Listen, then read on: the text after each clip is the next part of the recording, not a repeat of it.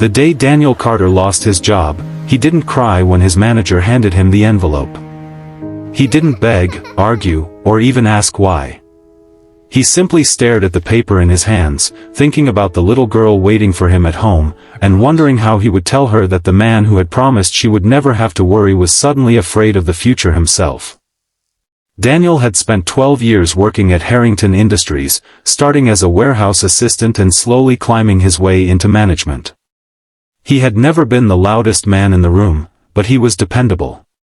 He came early, stayed late, and knew almost every employee by name. More importantly, he was a single father. Every decision he made was measured against one question: would this give his 8-year-old daughter, Lily, a better life? That afternoon, when he walked through the company doors for the last time, the winter wind felt colder than usual. His phone buzzed. It was Lily asking if he would still make it home in time for her school play rehearsal. Daniel forced a smile before answering that he absolutely would. He didn't tell her that his hands were shaking. If you believe people deserve kindness, second chances, and the opportunity to rebuild their lives after falling down, please take a moment to like this video, share it with someone who needs hope, and subscribe to the channel.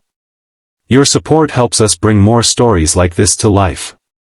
Daniel arrived home carrying the same worn backpack he had taken to work for years. Lily ran toward him, holding a sheet of paper covered in colorful drawings.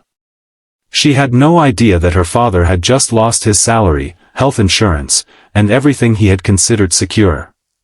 She only cared that he was home. That night, after Lily fell asleep, Daniel sat alone at the kitchen table. Bills were spread around him.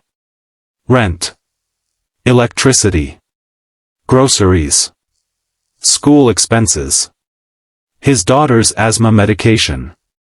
He calculated the money in his savings account again and again, hoping the number would somehow change. It didn't.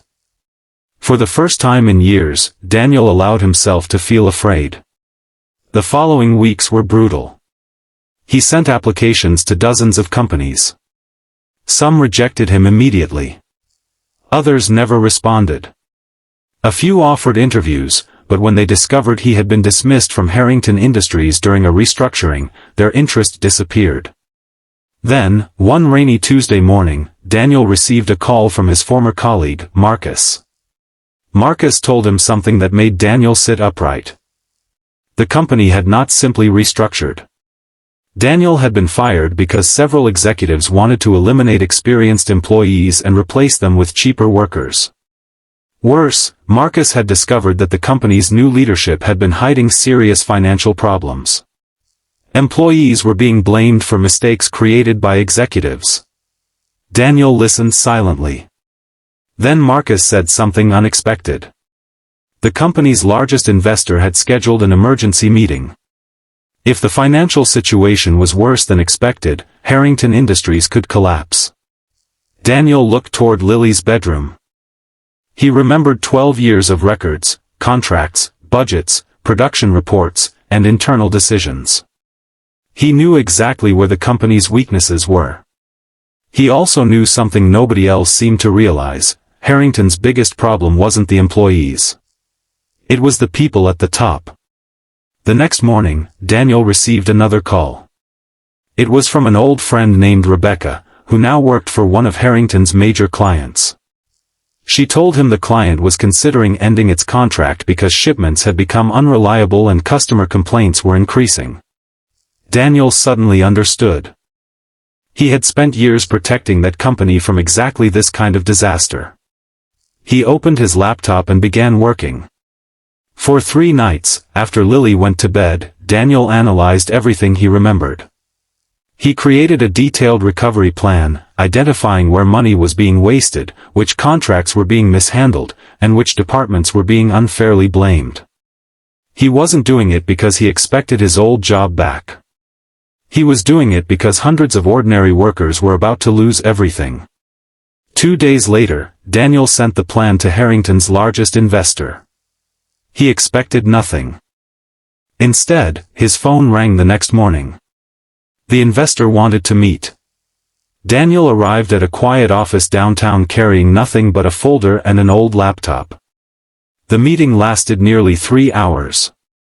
He explained every problem without insulting anyone. He showed where the company could save millions, how to restore customer confidence, and how experienced employees could be used more effectively. At the end, the investor leaned back and asked the question Daniel had never expected to hear. Would he be willing to take control of the company's emergency recovery? Daniel thought about Lily. He said yes.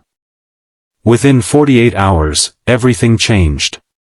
Daniel returned to Harrington Industries, not as an employee, but as the temporary chief executive appointed to rescue the company.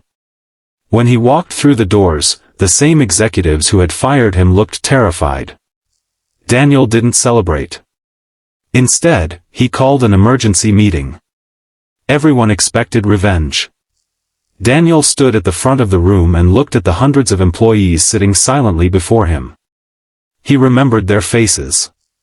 He remembered the people who had worked beside him during holidays, birthdays, storms, and long nights. Then he made one phone call. His voice was calm.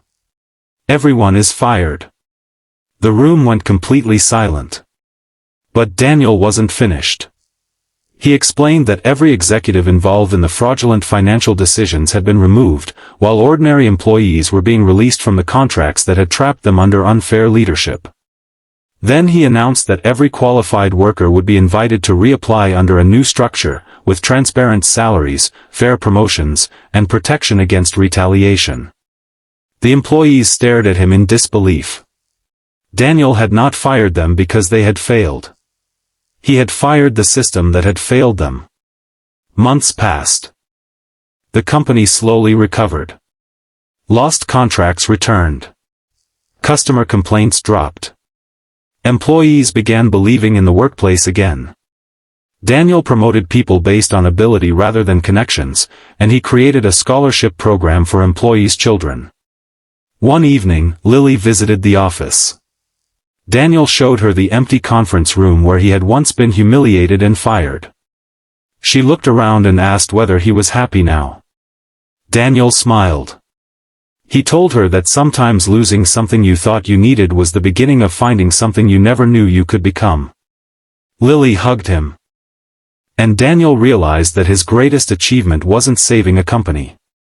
It was showing his daughter that dignity doesn't disappear when you lose your job, your money, or your position.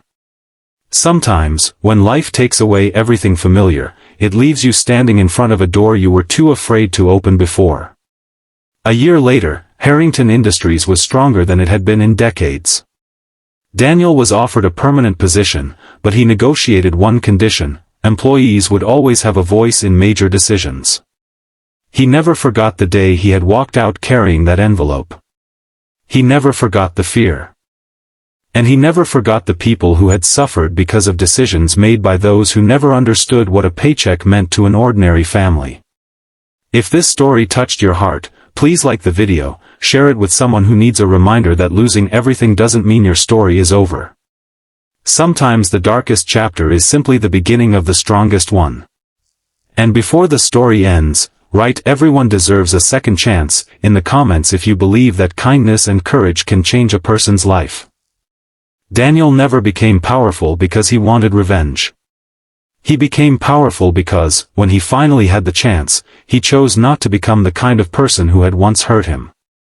And that was the moment he realized something far more valuable than a job, a title, or a fortune. He had built a future where his daughter could grow up believing that even when life knocks you down, you can always stand back up, and sometimes, you can bring hundreds of people with you.